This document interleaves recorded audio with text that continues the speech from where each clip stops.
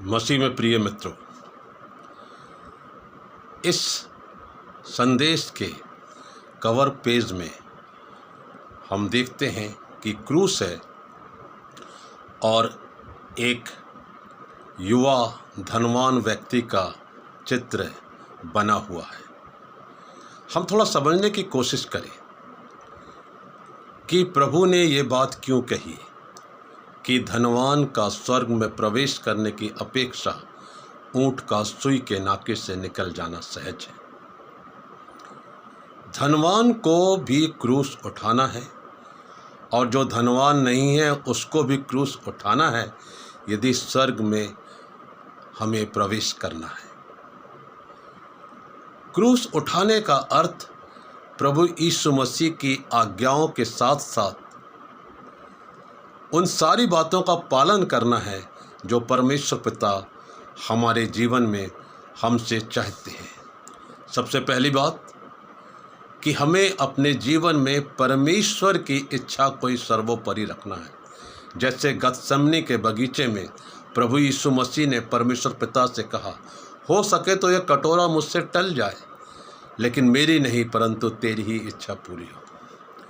और जब एक मनुष्य अपने जीवन में परमेश्वर की इच्छा को पहला स्थान देता है तो परमेश्वर उससे बात करते हैं, उससे प्यार करते हैं और वचनों के द्वारा, उपदेशों के द्वारा अपनी बातें उसे समझाते हैं, सिखाते हैं और बतलाते हैं कि जब जब तू मुझे पुकारेगा मैं तेरी सुन लूँगा और तुझे उत्तर दूँगा। वह जवान जो प्रभु यीशु मसीह के पास अनंत जीवन प्राप्त करने आया था, प्रभु ने उससे कहा, तूने अच्छी बात कही कि तू आज्ञाओं को मानता है, लेकिन तुझमें अभी एक सुधार की ज़रूरत है कि तेरे पास जो धन है उसे बेच दे कंगालों को, ज़रूरतमंदों को। बहुत से लोग इस उदाहरण से इस दुनिया में बदले हैं, उनका जीवन परिवर्तन हुआ है। बहुत से धनवानों के जीवन बदले गए। बहुत से धनवान मिशनरीज कार्य के लिए सहयोग देते हैं, उनका भी नाम स्वर्ग में है। अगर धनवान ये बात सीख लेता है कि मुझे अपनी ज़िंदगी में परमेश्वर को पहला स्थान देना है, उसकी इच्छा पूरी करना है, तो वह मसीह का क्रूस उठाना सीख जाता है। आज दुनिया में बहुत से लोग, कुछ जवान भी बहुत धनवान हैं, बड़े बड़े स्थानों पर नौकरियां करते हैं, उनका मासिक वेतन या ईयरली वेतन बहुत ज़्यादा होता है।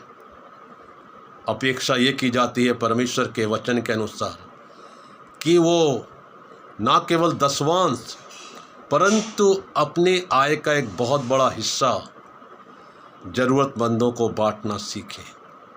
आप आज जिस पद तक पहुँचे हैं, आप जहाँ ऊंचाइयों पर हैं, याद रखिए वो खुदावंद प्रभु यीशु मसीह का अनुग्रह है। और यदि आप इस बात को जान लेंगे तो आपकी आशीषें कम नहीं होंगी, बढ़ती जाएंगी। वो धनवान उदास होकर लौट गया। प्रभु ने कहा, धनवानों का स्वर्ग में प्रवेश करने की अपेक्षा ऊंट का सुई के नाके से निकल जाना सहज है। चेले बड़े अचंभित हुए, तो प्रभु किसका उद्धार हो सकता है? प्रभु ने जवाब दिया, मनुष्यों से तो नहीं हो सकता परंतु परमेश्वर से सब कुछ हो सकता है। वह परमेश्वर जिसने साउल को पौलुस में तब्दील कर दिया और जब हनन्याह ने उसके सर पर हाथ रख के प्रार्थना की कि मुझे प्रभु ने भेजा है, उसकी आंखों से छिलके गिर गए। उसने जो 3 दिन से खाया पिया नहीं था, उसने बपतिस्मा लिया। अब वो परमेश्वर की सेवा के लिए तैयार था। अन्य जातियों के बीच में जाकर परमेश्वर की सेवा के लिए तैयार था। और वही पौलुस फिर कहते हैं, मेरे लिए जीवित रहना मसीह है और मर जाना लाभ है। पौलुस ये भी कहते हैं कुरिन्थियों में कि हमारे शरीर में अर्थात जो पवित्र आत्मा का मंदिर है, परमेश्वर ने इन मिट्टी के पात्रों में आत्मिक धन रखा है। अर्थात हमारा ये नश्वर शरीर पवित्र आत्मा के द्वारा, पवित्र आत्मा की सामर्थ्य से वो कभी नाश न होने वाले एक ऐसे शरीर में बदल जाएगा जब प्रभु यीशु मसीह का दोबारा आगमन होगा। हमारी आत्मा तेजोमय हो जाएगी, यह शरीर प्रकाशवान हो जाएगा और हम क्रूस उठाना सीख जाएंगे।